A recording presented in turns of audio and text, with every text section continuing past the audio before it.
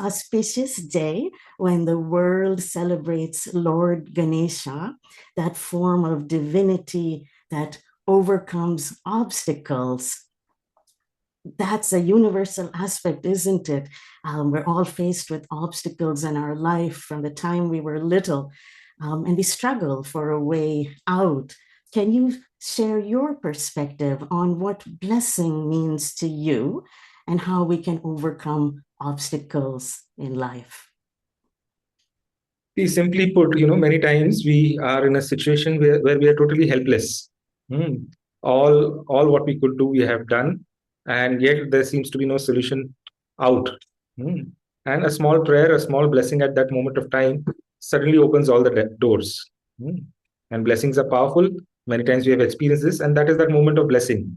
And blessings, it does not only mean that it happens in a state of helplessness. It can happen anytime, but to be easily understood, that is a blessing. When nothing seems to work, some doors open up on their own out of the blues, and that is a blessing. What actually inspired me to take up this program was that you come from a space of giving, right? And if you are in a position to contribute to alleviating somebody's stress in life, or making them feel happier, more energetic, or resolving some of their long-standing problems, that I think is the perfect reason to be in this earth. What happens, I always wonder, because when you sing, we all are at a different level, we get transported to another world altogether. What happens within you, John, when you're singing, because... Well, it's a very interesting question you ask, because I had experience when I was traveling in India of singing for 3 nights in Kerala, which is in southern India, for about 1 million people. So one of those nights, there was maybe 400,000 people there. And I started singing a chant, a bhajan, a song that everyone in the group knew. So immediately the first 10,000 people got up and started dancing. And then everyone else got up and started singing and dancing. And then the person who was leading the event, founder of the Art of Living, Sri Sri Ravi Shankar, started leading it from the microphone. So I immediately receded into the background and ceased to become a point of interest. I mean, I kept the bhajan going, but in reality, I disappeared into the bhajan. And I thought at that moment that I wouldn't trade places with Luciano Pavarotti. It's the opposite of performance. It's the opposite of putting attention on yourself. It's the opposite of ego. It's descending into the middle of what's happening and letting go and disappearing. Those are the highest moments of that kind of music for me. And it happens often, but it depends on not just the singer, it depends on the willingness of everyone to drop what they're doing and kind of drop into it. And sometimes we're singing in ancient languages like Hebrew or Sanskrit or Latin. The older the language, the more powerful these sounds are that are made. You can hear something called Salve Regina, which is a song that's sung by Catholic Christians at the end of the night before they go to sleep. You don't have to learn a word of Latin. But if you close your eyes, you'll feel what the song is attempting to convey. Same thing with different songs in Hebrew. I remember a long time ago, I was teaching a happiness program, a part 1 program, and then this young girl called me from the hospital. She was crying and she said, "Oh, Pia." She was 22. They don't allow me to go home, and she had a baby. Baby was 8-9 months old. So she was crying and crying, and I talked to her for a little while, and then I left her on the phone because I had to finish my program, and the hospital happened to be very nearby. So when I finished the part 1 program, I decided to go to her hospital. And I went. First I scolded her because she was not doing her kriya, and then I gave her blessing before I left. And on the following morning, she said, Beatrice, I'm going home. I'm going to see my baby. My baby, she had cancer. And she said, I'm going to see my baby. My defense system had gone from, 340 to 3,040. I don't know if it's 1,500 to 1,500,000, the blood cells. So she was allowed to go.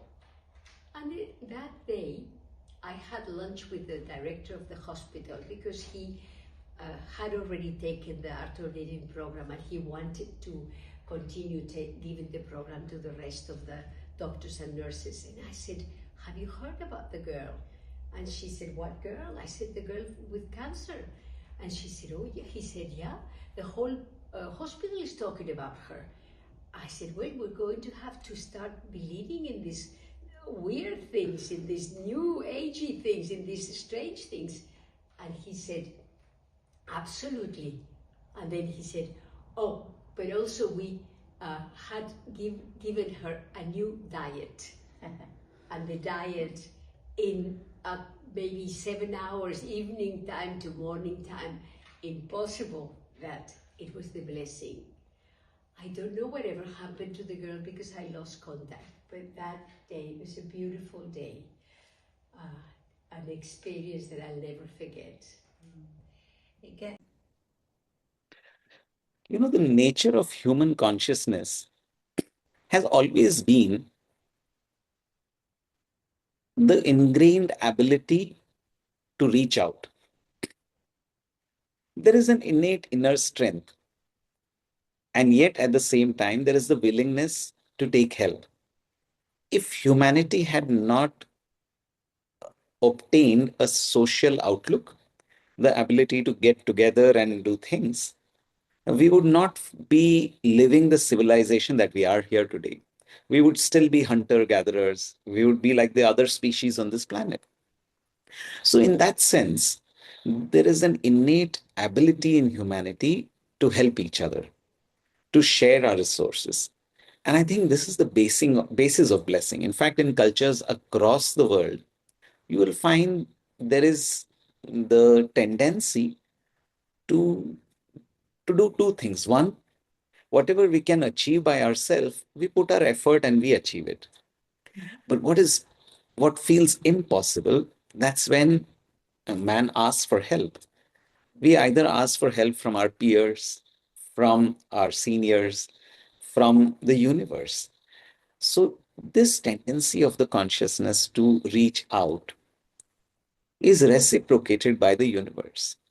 And this tendency is called the blessing. In the Vedic Shastras, looking for a breathwork technique, for some tools to help deal with the mind in today's modern world, and maybe even a teacher, a physical teacher, what would you say is the best way to go about it? learn from an authentic source is what I would say. There's a lot of stuff out there, and there's a lot of information out there available digitally and otherwise. But when you learn from the source itself, when you learn from an authentic master who has perfected it themselves, or who has realized, is self-realized, then that energy is transmitted to you.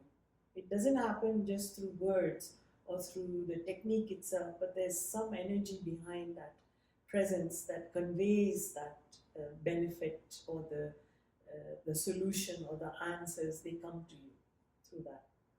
I want to ask you, Bhushan, you are someone who has a scientific temper, and you've always said that logic is a big part of your life. Then how do you explain the concept of blessings to a logical person who doesn't probably believe in spirituality or religion? See, it actually it's only your own experience when you have had an experience. Because one is like logically you try to prove somebody something. And often what logical mind wants is like some scientific experiment that is conducted. But science is very important, and science is responsible for many discoveries and many inventions, in the world today. But it's not complete. Like science has a long way to go, and it has to grow. There's so many things about our consciousness that the science is not able to figure it out yet. One day it may, as it evolves, it may be able to answer many secrets, many questions, unanswered questions. But right now it may have some limitations. So not everything can be proven scientifically, but you can have anecdotal experiences that makes you wonder, oh, there's something more to life. So my only encouragement to people who are very much committed to logic, which I was also, and I still am, is just to have an open mind. There are many things we don't know in the world. There are many things, there are many possibilities are there. So just because you don't have a scientific proof or a logical explanation doesn't mean that it doesn't exist, or it doesn't mean that it's wrong. So just having that open mind and just agree to this fact that not everything yet science is able to answer. So in future it may. So as long as you have that open mind, then that's fine. You just give that a possibility that it is possible, it may be possible. Yeah. Then you have that little opening. Then you're not stiff. Then you're not rigid in your thinking. And that is what is necessary, in my opinion. A scientist or a scientific-minded person needs to be open and supple. Examples that happen in around us, where we think that, oh, you cannot scientifically explain certain things. Many people go through such amazing healings. Even if you talk to doctors, sometimes doctors, they themselves are surprised, like, oh, how did this happen? Right? So if you talk to doctor, I'm sure every doctor has had some experience in their life where they go like, oh wow, this is, I don't know. And many a times when you ask doctors, especially in the East or even probably in the West also, people say that, oh, I cannot do anything. Whatever I could do, now it's in God's hands, right? So they also admit to a possibility that the divine may be able to do something that humans through science and technology cannot, right? So just keeping that possibility. Any specific instance or experience you would like to share? Oh, there are so many of them. We will not have time to talk about, but really many miracles I have seen. Many times I would be in Baghdad driving in a certain way, and then I just change the course, and then a bomb blows up there. Wow. And I cave with inches. And then also when we were bringing the food to the Sinjar Mountains, we were in these army helicopters. They were the cargo helicopters, and I see fireworks. And because of my innocence, I'm asking, what is this fireworks? Why are they putting fireworks for us when we are going there and they have nothing to eat? They said, this is not fireworks, it's Katyusha missiles coming at us. And they never caught us, and we managed to reach and bring the food that we had. It was ISIS trying to put our helicopter down. Wow. Because we were carrying food Wow. to the mountain, to the Yazidi people. So these are the small miracles that I can share personally. And many others, which are so beautiful, just seeing the people smiling and having hope when millions and millions have lost hope. That's a big miracle. I think for me. And even it shaped the direction of your studies, and now you're applying it so that you can spread this blessing, the gift of these very wonderful practices. It's great to have your dynamism. And I like to think I have two boys who, the future of the world is in the hands of dynamic folks like you. And when you are exposed to these beautiful practices and want to spread them, what a blessing it is when it comes to you at a young age. So thank you so much for sharing that. Irena, how about you? What is your professional background? You were in New York. What were you involved with there? Well, I'm a language person, so I'm a conference interpreter and a translator. And that's been my career, my job, which I did in the former Yugoslavia in Belgrade. And then I went to New York, and then I came to the Netherlands because of work. And then I just... Probably I would say that blessings are sort of like a vibrational transmission. So when you become a blesser, the process is, the understanding is that to give blessings, you need to be in a space of contentment and fulfillment. And then it's not the blessing so much as a technique, it is a technique, but sort of you become the blessing. Your presence, when you're really in contact with that inner being, and you're radiating that out, and you're not sort of feverishly wanting this and wanting that and getting upset about little things, but you're more just lodged in that space of compassion and joy and this fulfillment, really. Then, you know, whether you do any blessing or not, yes, people who come in contact with you, you know, benefit by that.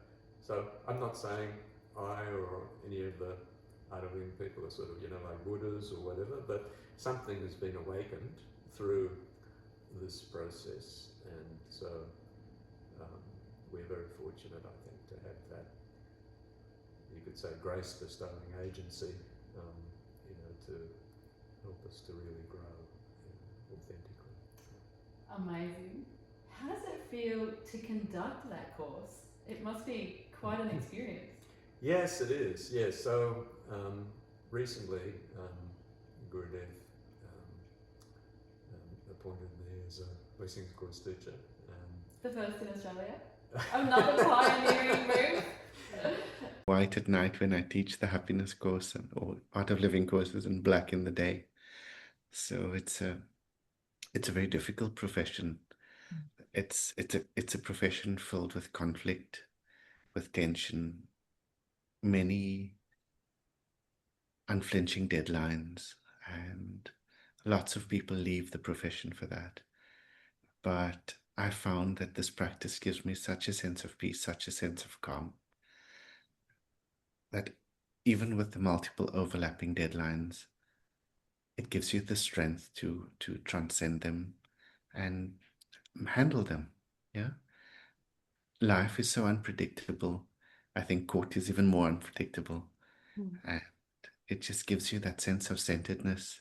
It gives you that sense of calm, where you find that as you speak, people actually listen to what you say. So I found that very effective in my day-to-day court practice.